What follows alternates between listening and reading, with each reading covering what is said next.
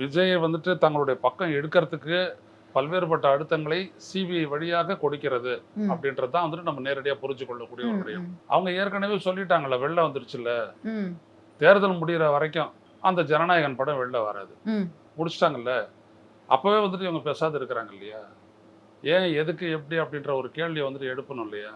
அந்த அடிப்படை கேள்வியில கூட எழுப்புறதுக்கு திராணியற்ற ஒரு தலைமையா விஜய் இருக்கும்போது அவங்க என்ன பண்ணுவாங்க? ஓடிக்கிட்டே இருந்தீங்கன்னா நாய் கூட துரத்திக்கிட்டே தானே இருக்கும். அப்போ அந்த மாதிரியான ஒரு விடயம் தானே இது. அரசியலில் நீங்கள் வந்துட்டு துணிவு இல்லைன்னு வச்சுக்கோங்க.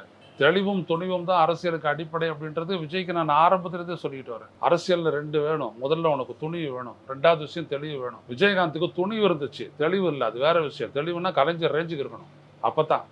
ஆனால் துணிவு வந்துட்டு அவர்கிட்ட இருந்துச்சு, உங்ககிட்ட அதுவே இல்லை. நீங்கள் பயப்படுறீங்க. ப்ரெஸ்ஸா பயம், இன்னொருத்தரோட பேசுறதுக்கா பயம், மக்களை சந்திக்கிறதா பயம், நேராக போயிட்டு உச்சியில் நின்றுடுறீங்க அப்படியே இதில். அதனால உங்களுக்கு என்ன இருக்குது? நீங்கள் பேசுகிறதெல்லாம் உண்மைன்னு மக்கள் நம்பிடுவாங்கன்னு நீங்களை நம்பிக்கிட்டீங்கன்னா அது என்ன விதமானது?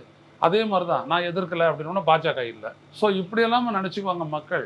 மக்களுக்கு எல்லாமே புரியும்ல. தங்களுக்கு ஒன்றிய அரசு என்ன செய்யுது, இந்த மாநில அரசு என்ன செய்யுது அப்படின்றதெல்லாம் தெரியும்ல. அப்போ உங்களுக்கு மீதான ஒரு அழுத்தம் கொடுக்கக்கூடிய ஒரு கட்சியையே நீங்கள் வந்துட்டு கொள்கை ரீதியாக எதிர்க்கிறதா சொல்லிக்கிட்டு பேச்சு ரீதியாக மறைக்க பார்க்குறீங்க அப்படின்னோம்னா அதுக்கு என்ன அர்த்தம்? நீங்கள் ஆல்ரெடி 50% அவங்களோட ஒரு உடன்படிக்கைக்கு வந்துட்டீங்கன்னு அர்த்தம்.